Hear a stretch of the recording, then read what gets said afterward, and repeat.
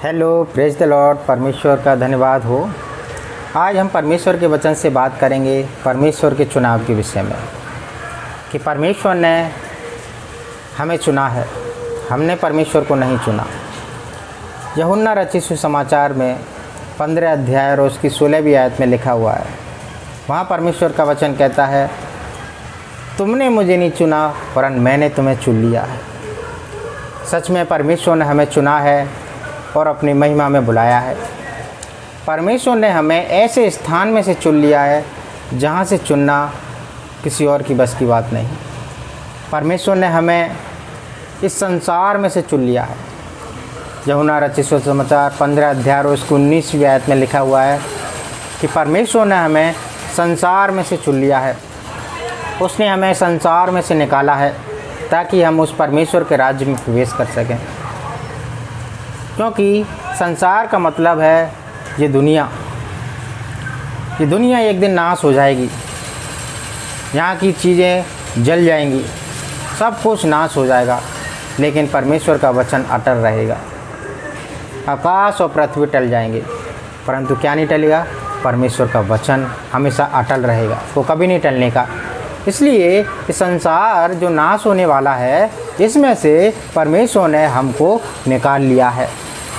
क्योंकि ये संसार एक दलदल के समान है। किसके समान है? ये एक दलदल के समान है, जिसमें एक मनुष्य यदि गिर जाए तो उसमें से अपने आप नहीं निकल सकता। ऊपर से सो दलदल हरा भरा दिखता है, परंतु जब इसमें मनुष्य गिर जाए तो डूबता ही चल जाता। जैसे एक कदम आगे बढ़ाएगा वो उसमें धंसता चला जाएगा, और दूसरा मनुष्य भी यदि उसको निकालने की कोशिश करे, उसे प्रयास करने की कोशिश करे कि उसमें से निकाले, तो वो नहीं निकाल सकता। यदि वो दलदल में खुद जाएगा तो खुद भी धंसता चला जाएगा। वैसे ही संसार है।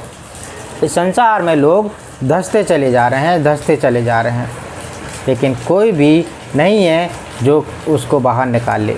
केवल एक है, जो है प्रभु यीशु मसीह, जिसने हमें इस दलदल में से क्या किया है? निकाल लिया है। क्योंकि भजन संहिता 40 अध्याय और उसकी 2री आयत में लिखा हुआ है कि परमेश्वर ने हमें सत्यानाश के गड्ढे और दलदल की कीच में से उभारा है। उसने हमें दलदल की कीच में से निकाला है, उस सत्यानाश के गड्ढे में से निकाला है जिसमें हम नाश हो रहे थे, जिसमें हम डूबे हुए थे। परमेश्वर चाहता है कि मैं और आप उस सत्यानाश के गड्ढे में से निकल आएँ। इसलिए प्रभु यीशु मसीह है जिसने बहुमूल्य कीमत हमारे लिए चुकाई, ताकि उस सत्यानाश के गड्ढे में से, उस दलदल की कीच में से हमको क्या कर ले? निकाल ले। एक उदाहरण मैं आपको देना चाहूँगा सदोम अमोरा के विषय में। सदोम और अमोरा की दुष्टता एक संसार की तरह दर्शाती है। वो एक संसार की तरह है जहाँ मनुष्य बुराई करते करते पाप में बढ़ता चला जा रहा है, और परमेश्वर की दृष्टि में उनका पाप क्या हो गया? बढ़ गया है। और पाप बढ़ने के कारण परमेश्वर ने उसे नाश करने की सोच लिया है। और उसमें जो परमेश्वर के जन, धर्मी जन जो लूत और उसका परिवार रहता था, उसने लूत को वहाँ से निकाल दिया। क्यों? क्योंकि वो उस स्थान को नाश करना चाहता था। वो जगह पाप से भर गई थी, इसलिए परमेश्वर ने सोचा मैं उसको नाश कर दूंगा। और जो उसका धर्मी जन लूत और उसका परिवार था, उसको अपने दूतों के द्वारा परमेश्वर ने 2 दूतों को भेजा और उसको निकाला वहाँ से क्या कर दिया? लूत और उसके परिवार को निकाल दिया। और लूत की पत्नी को कहा गया कि पीछे मुड़ के मत देखना, लेकिन उसने उसकी आज्ञा नहीं मानी।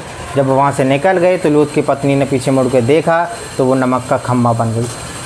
वैसे ही मैं आपको बताना चाहता हूँ, वैसे ही संसार है। इस संसार को परमेश्वर एक दिन नाश कर देगा।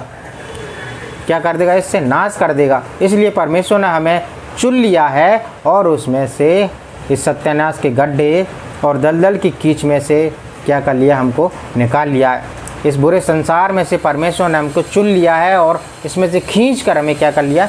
निकाल लिया है। जैसे लूत को परमेश्वर के दूतों ने उस सदोम और अमोरा में से निकाल के अलग कर दिया था, वैसे ही परमेश्वर ने हमें इस संसार में से निकाल कर अलग कर दिया है, ताकि हम उस परमेश्वर की महिमा को क्या करें? प्रकट कर सकें। इसलिए परमेश्वर चाहता है, मैंने तुम्हें क्या किया? चुन लिया है। तो इस चुनाव को हमें व्यर्थ नहीं जाने देना है। क्या नहीं जाने देना है? इस चुनाव को हमें व्यर्थ नहीं जाने दिया है। क्योंकि हमें परमेश्वर ने चुना है, ताकि परमेश्वर हमें एक दिन आए और अपने चुने हुए को क्या करेगा, इकट्ठा करेगा। क्या करेगा, अपने चुने हुए को इकट्ठा करेगा। क्योंकि परमेश्वर के वचन में लिखा है मत्ती 24 अध्याय उसकी 31वीं आयत में कि वह अपने चुने हुए को क्या करेगा, इकट्ठा करेगा। क्या करेगा, वो अपने चुने हुए को इकट्ठा करेगा। इसलिए परमेश्वर ने हमें क्या क्या चुना है। जो लोग परमेश्वर के चुनाव को भूल जाएंगे वो इस संसार में नाश हो जाएंगे। क्योंकि बहुत सारे लोग हैं अपने चुनाव को क्या किए हैं, भूल बैठे हैं। क्या बैठे हैं, वो भूल बैठे हैं। इसलिए मैं परमेश्वर का वचन आपके सम्मुख पढ़ना चाहूँगा कि दूसरा पतरस उसका 1 अध्याय और उसकी 9वीं आयत में लिखा है कि पिछले पापों से धुलकर शुद्ध होने को वो भूल बैठा है। हम पिछले पापों से जो परमेश्वर के लहू से, प्रभु के लहू से शुद्ध हुए हैं, उस लहू से शुद्धिकरण होने को हम क्या करें, भूल बैठे हैं। बहुत सारे लोग भूल बैठे हैं। परमेश्वर के भवन को छोड़कर वो घरों पर बैठे हैं।